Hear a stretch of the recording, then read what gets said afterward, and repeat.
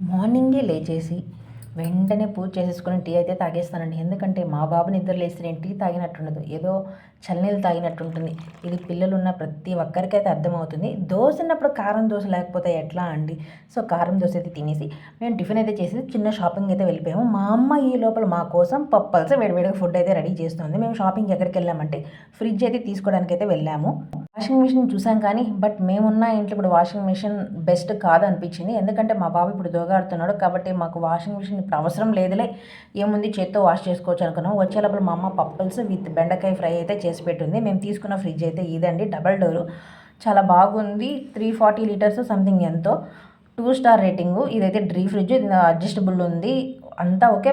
Single door తీసుకుందాం అనుకున్నాం, but అదే మనం క్లీన్ చేయాలి అయితే ఇదైతే క్లీన్ చేసుకుంటుంది. ఇలా 3 లేయర్స్ అయితే ఉన్నాయి, వెజిటేబుల్స్కి ఫ్రూట్స్కి అంతా అయితే బాగుంది. నచ్చితే ఒక లైక్ వేసుకోండి. ఉంటా మరి, బాయ్.